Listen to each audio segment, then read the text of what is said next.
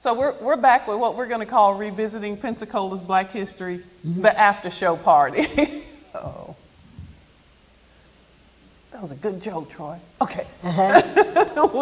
We're here with what we're going to call the Revisiting Pensacola's History, the after show party. And I am excited to have specifically talking about, although you could talk about education too, politics and business and that conflict. Former City Councilwoman Jewel Canada Wynn and had been Mayor Pro Tem as educator, 30-year.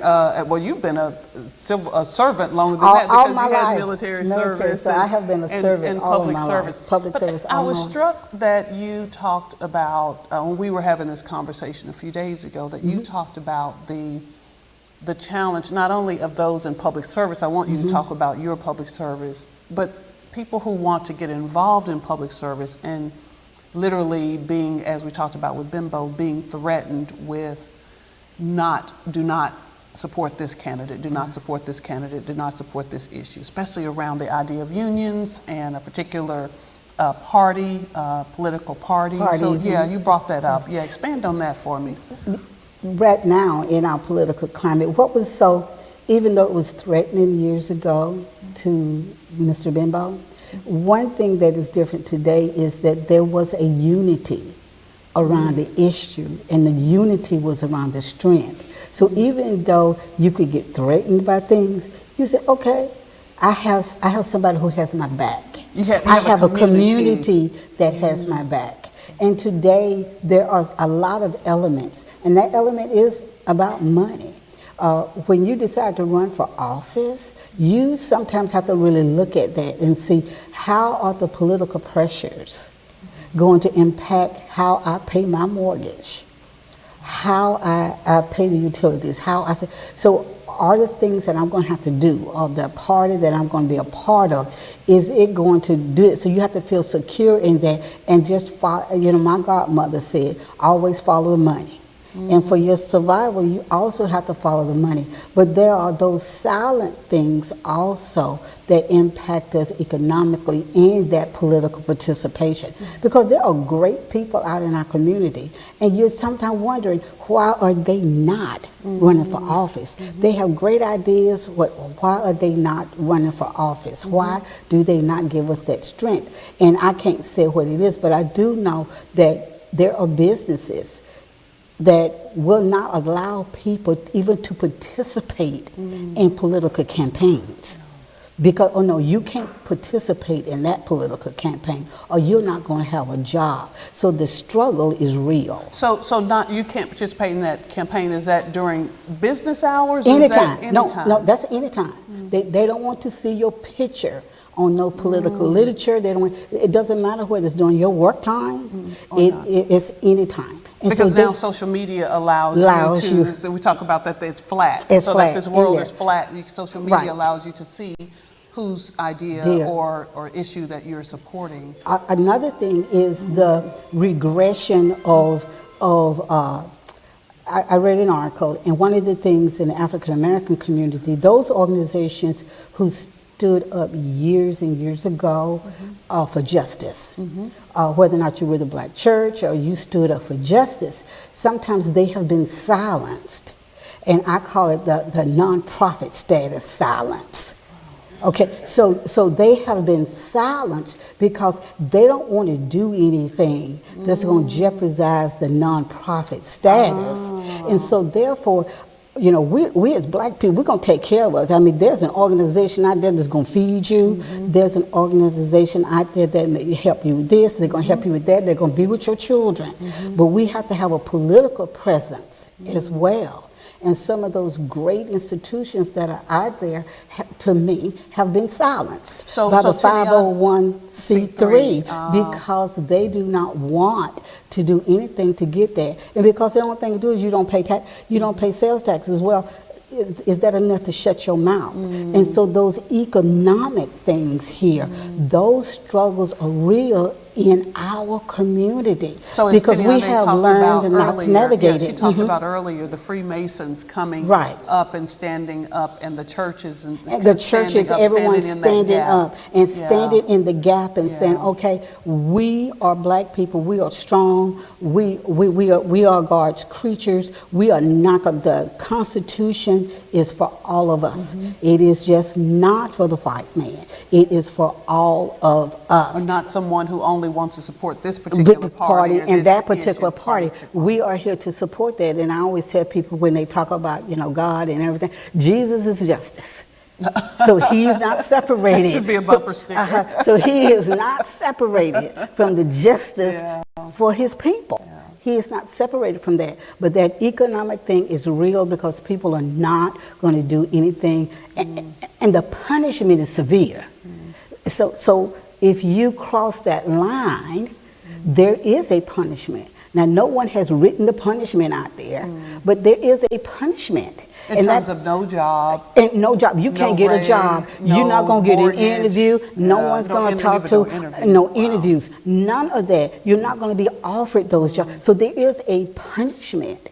There is an unspoken punishment that will happen. So the issue of that economic struggle is real. So during your time in office, you served 2 terms? I served 14 years. 14, oh wow. I served 14 years. Wow. Yeah, so I served. But non-contiguous, so because Right. It was a break in It was a there. break. It was Okay, 2 years. okay, Okay. okay. It was a 2-year. It was a 2-year break, and then I came Okay. back up under the new mayor form of the mayor government because I form of was up under government. the Okay, council okay. manager form of government. So were you ever threatened?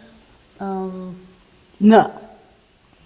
No, I was never threatened. Or did you ever feel threatened? I never felt Or both? threatened. I always felt that I always prayed about my decisions that I make. And so one of those things is I'm going to make this decision. I'm going to decide this, and this is it. I know some people are not going to like it. That's okay. You're going to have to get over it because this is the right thing to do for my community.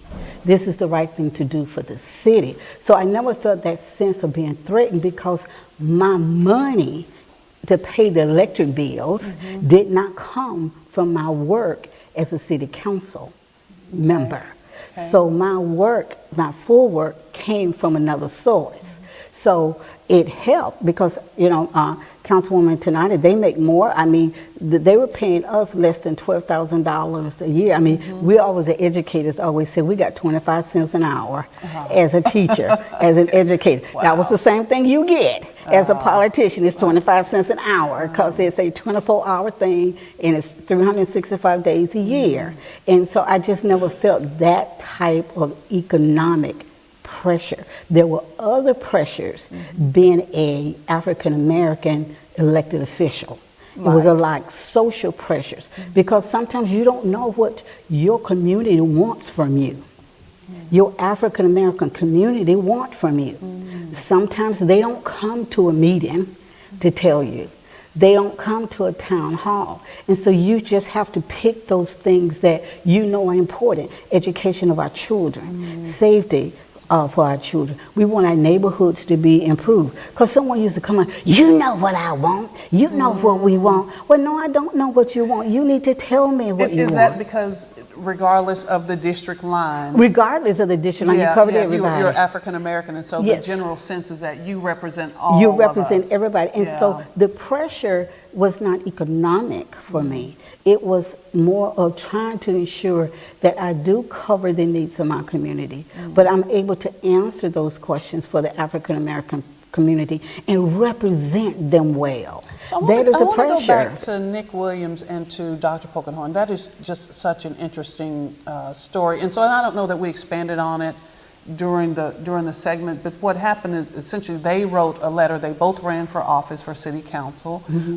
and then literally, was it on the same paper? It was on in the same article. They both resigned, citing Nick Williams, citing that he has contracts, and so we know that Nick Williams was one of the builders or renovators or rebuilders of like the Escambia Hospital, CAY School, not the new one here, but the older one, CAY School, And so he had these government contracts, these municipal contracts. And then Dr. James Polkinghorne was in business for himself. He was a pharmacist. And and he had a store, a home-based store that, and then he did his pharmacy out of his home as well after he shuttered his the business, the building. Then he moved his pharmacy to his house.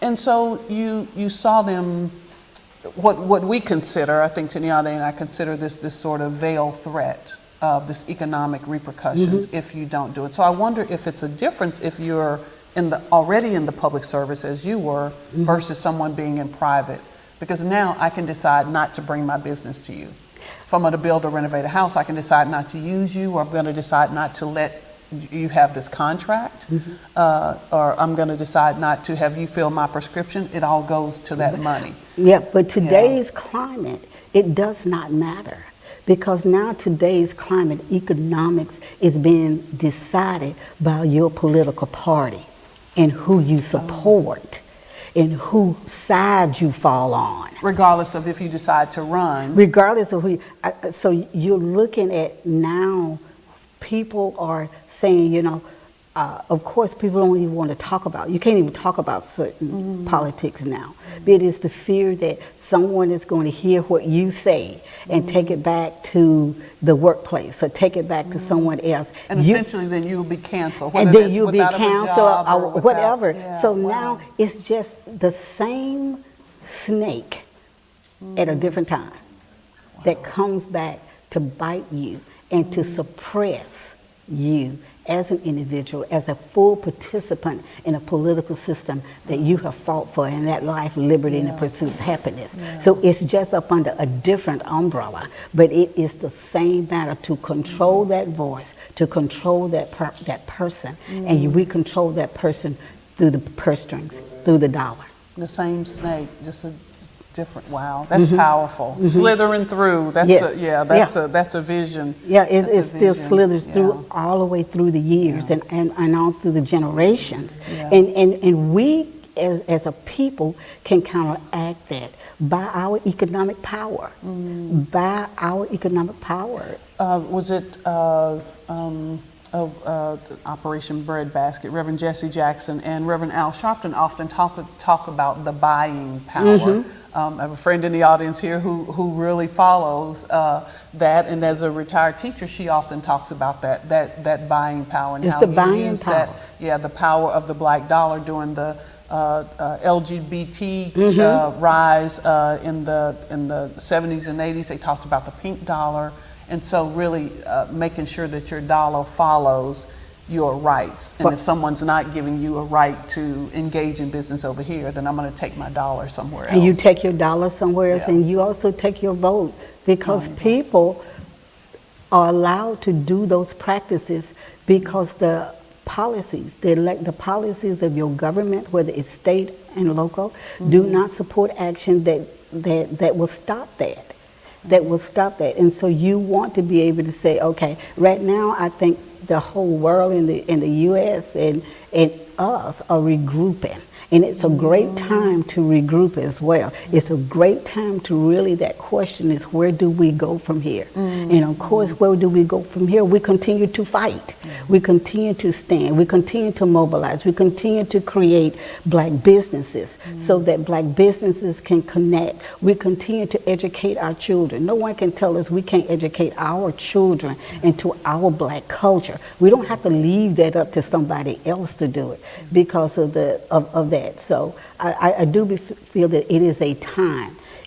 People think of it as a difficult time, but I think it's a great time for us as African American to really be reflective on where we want our destiny to land. The Sankofa, as she mentioned, look back and moving forward. And moving forward, you learn from those histories. Let's open. Anyone in the audience have a question? I'll repeat the question on the air. So, go ahead. Go ahead. I'll repeat it on the air. Yeah. And I was a former council person in Maryland, but not as many terms as you. Actually, what are the term limits here in Florida? Is it 2 years or 4 years? for the term before you re-elected? City council now is 4 years. When I first ran for office in 2004, we did 2-year terms. And so in 2010, we transitioned to a strong mayor form of government, and we extended the terms to 4 years. And we have a term limit of three terms, which is 12 years. Oh, okay, yeah, we were 4 years. So what was your question? I want to make sure not to miss the question. The question, Bring the camera a little bit.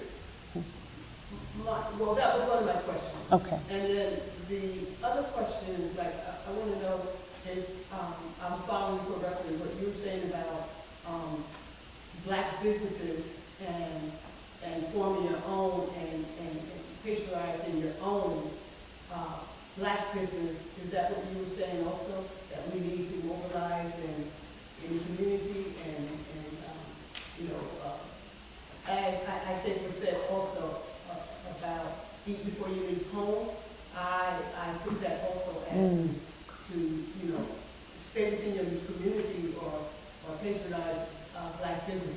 Is that what, do I understand I was getting from you? Okay, thank you. I don't know if it's National Urban League. Years ago, there was a National Urban League. It's a National Urban League. So again, the power for African Americans has always been its unity. The thread that kept us together was also our churches.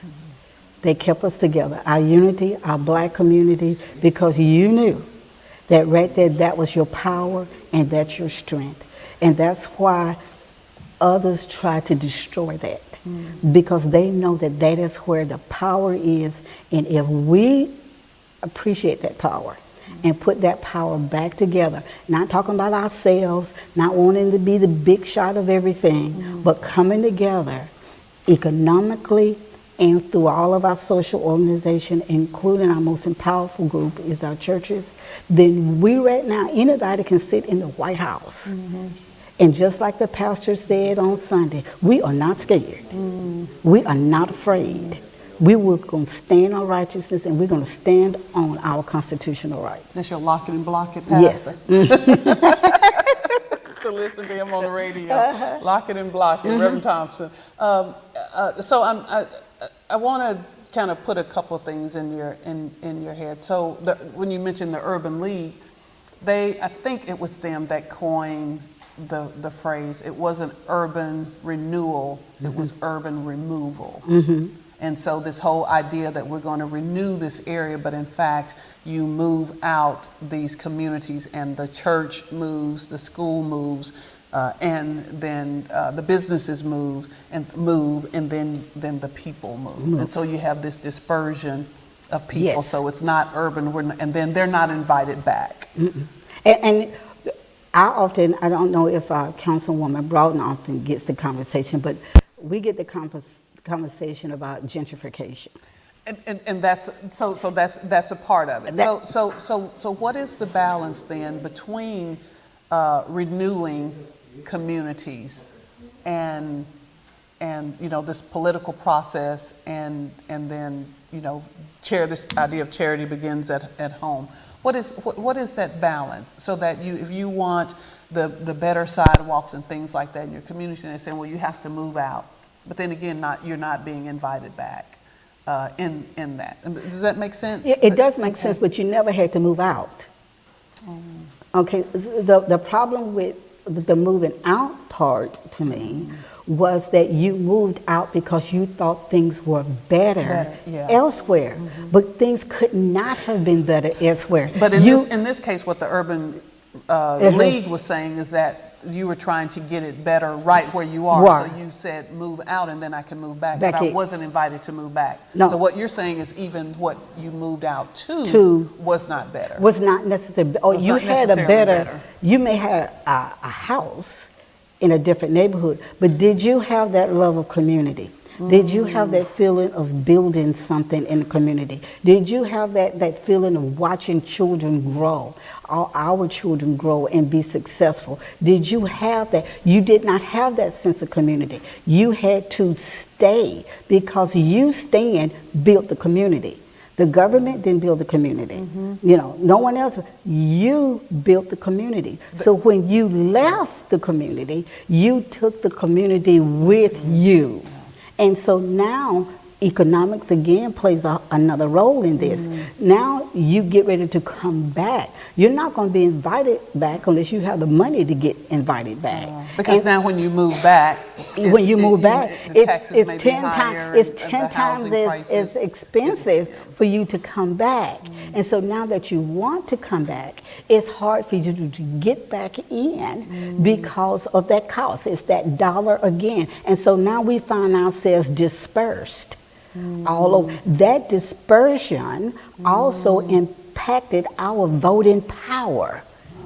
It not only impacted our economic power, because we don't know where all of our business are and how we need to get there, but it also impacted our voting power. Or even if the business moved, if they were able to survive, because now you may have to get a whole new customer base. Yeah, and so now, but that dispersion also, again, going back to this economics, and its political ramifications impacts our voting power as a people.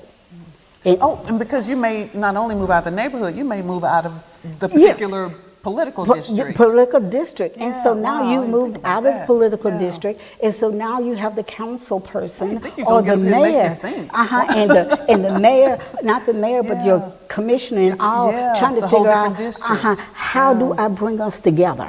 How do I let us know that we are powerful? We are still powerful, but because we are dispersed, we need to recognize that. Yeah. And how do we bring ourselves together in unity to stand for what we want? And so again, all of these things, the economics and everything plays a part in how we are going to have to move forward as a community and as a black people. Yeah. And to be able to make sure, because everyone knows our strength. It's not that it's hidden. It is. Everyone tries to destroy it. Everyone tries to go after our churches. Everyone tries to go after our schools. They attack our intellect. Like even when we were slaves on the ship, we already knew how to farm. We knew already. We built pyramids.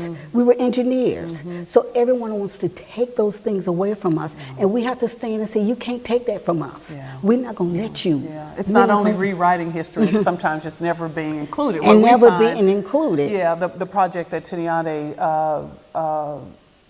alluded to, the writing the past, is what 99% of the documents that we found were publicly available. So it's not that the information wasn't there, the story wasn't there. It was that it just was not brought to light. It wasn't valued. And I'm going to mention the like Salvador integration. Pons, like she was talking the about. segregation and integration. So I went to school, my first 6 years was segregated.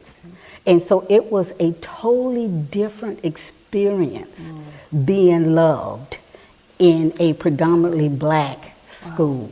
It was, you knew they loved you. You knew they was going to teach you how to read, even though you had to read books from the white school, and you knew they were from the white school, and they would use books because they would sometimes write in there, "Niggas can't read." Oh, wow. Those types of things would be So they in the knew books. that these books were being passed on to us. The most traumatic experience that I can still remember today is when Escambia County fully integrated.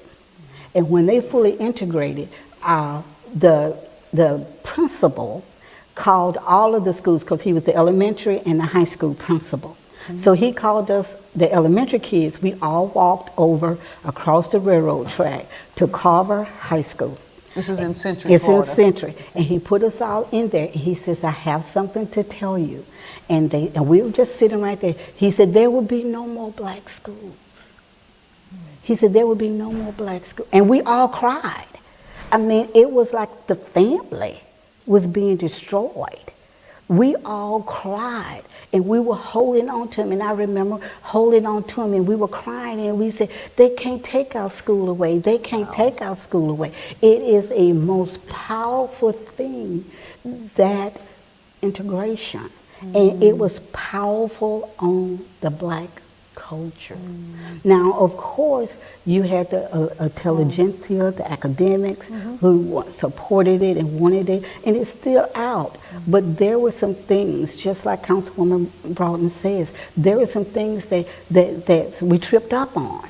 And we need to go back to make sure that as we move forward as a people, we are together and understanding those mistakes. I went to, I think in my family, I think I've said this a couple of times, and I think this is true. I have to ask my elder siblings that I was the first one to go to all integrated schools. In my family, I'm the last of 8, and I think I was the only one to go to all integrated schools.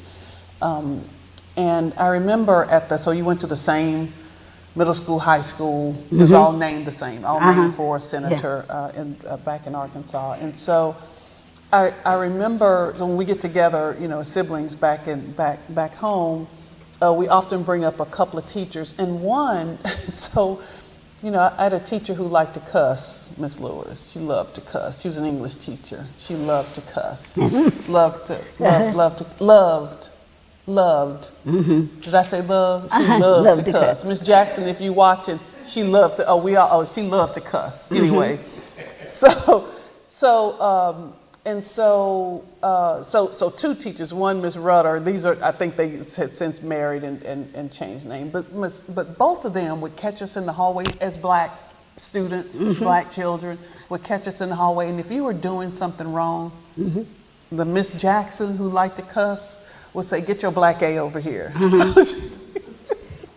And you knew to get over there, right? And you knew it, and so you got the sense that they were looking out, and it wasn't the sense, but that they were looking out for you by doing that, but that they had been through as teachers, that they had been through a segregated system, and not only were we part of this new integration, but they were part of this. They were part of it too. Very well educated, very well experience to do this job, but that I didn't think about that they were a part of this experience as well. And of course, our teachers were not paid the same thing. So it's a total economic issue for Escambia County, which probably is part of those lawsuits that and Dr. part of Wiggins, on the lawsuits and all of that. We lost I know in my school, we lost 90% of all of our teachers when doing that transition. Doing that integration. Doing that integration. Again, economic. That was dollars. They could no longer teach. Therefore, they could no longer take care of their families.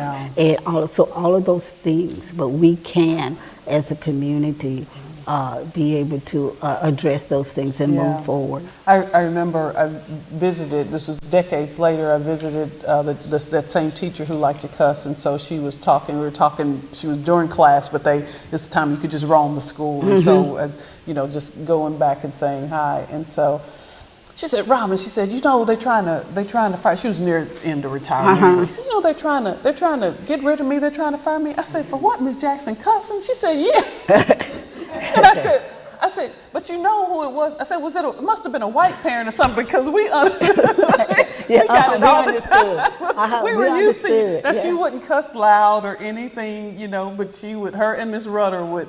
They would use some choice words to make sure that we knew that we needed to straighten up, that we were required to do 150% more, be 150% more improved and all that than everybody else. We also need our young people to want to participate in the system. We have to have that. We can't roll over. You have to have our young individuals come out and participate in the process and change things, because there were the changers that made things possible for me and made things possible for others in the past, and so we can't sit there and just shrug our shoulders, okay? And we need for you to come out, and we need for you to participate in the political process. We need for you to want to run for office. Run for office, Run for office, and support issues and support issues and well. support candidates and to vote. Be very visible. And because the black vote is powerful. Do we have time to talk about education? Do we have time? Carla, can I ask you to come up? Reverend Jordan, can you? Thank you. I want to talk, because I just want to talk about. Let me have your microphone here. Okay. Thank you. Y'all give her a hand. Thank you so much, Councilwoman Jewel, my friend. My friend. I see Reverend Jordan gonna tell me something. I'm gonna clip that on you, see if I can, let me have you hold that. I'll do this here. Because I wanna, thank you so much. You're welcome. I'll remove your hair there. Okay. He's like, Robin, I didn't come here for all this, but since you're here. Since I'm here. Thank you. This is Reverend Carlia Jordan. Thank you so much for being here and for representing you and Carla for representing St. Paul and the Pensacola Normal School. So y'all are what Celestine Lewis talked about, the living history. So just, can you talk about the importance of education in the United Methodist Church, specifically in the United Methodist Black Church? Because y'all really did make that part of that history here. Yes, and thank you for having us. And I want to also acknowledge Miss Rachel Harris, who is here representing Your musician? Yes, and whose musician. family, along with Carla's family, were pivotal in St. Paul for years, and generations and generations have been pivotal and important to St. Paul's story. And so for United Methodist, as it was then, it is now our position that education that goes beyond what we're taught in school is very important to the church. And so it's not just to the African American church, but particularly in the African American church, because we've known the struggles that we've had many times. And so right now, the United Methodist Church is poised to welcome all people. But we also support and understand the plight of the African American community and are putting our dollars and our efforts back into making sure that education proliferates among our people and our students. And as we know from history, two things. One, history is yet repeating itself. So way back when, even when the slaves, we had some slaves who were free and some who were not free, and they were sitting up in church and they were contributing to George's church, and that was a Methodist church, as I understand it. And that money, the slaves' money, was used to build the balcony to which they were relegated because they were becoming too popular. They were becoming too educated. They were becoming too vocal, and because of that, you know, there was the shutdown. Let's put the blacks up. Let's put them up there. They can't be with us. Extra for now. The money that yes, it was their position time. that you pay extra for now. Yes, and now, you know, and so the church had to go underground. It's the same thing. We've seen what's happening now. We've seen it over and over again.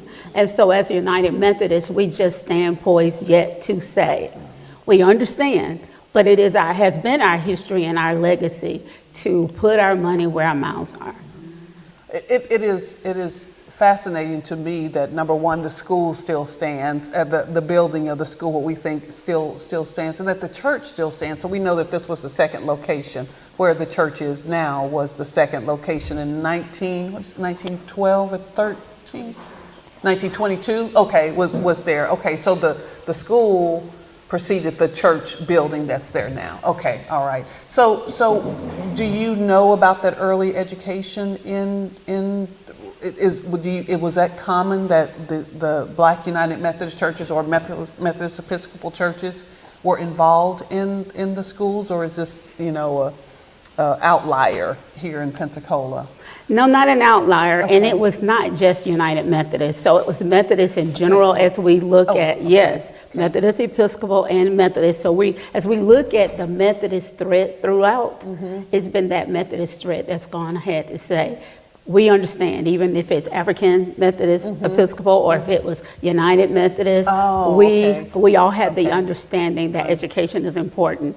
And I think even Which greater. Allen Chapel, as Swartiniande attends, so she was saying, so that's African Methodist. Okay, CME, the Colored Methodist Episcopal. So you're saying the thread of education went all through that. It went all through that. And I think the difference then, as we look at it now, it's not so much whether it's which one denomination versus the other denomination. It's really that we have classified ourselves in our own economic positions, and we have failed to toe the line that our ancestors toed. So in church is where we have to come back and we have to teach the values that our ancestors, especially in our Methodist congregations, they understood the value of family and helping one another and building and standing on the shoulders of those who have gone on before.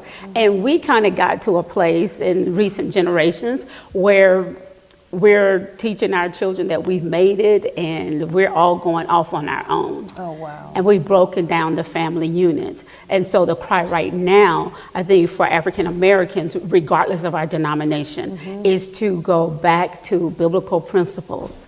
Teach our children our history, which is straight biblical. And the Bible tells us that in Psalm 145 and in Deuteronomy 6, we are to teach our history, we are to teach our children.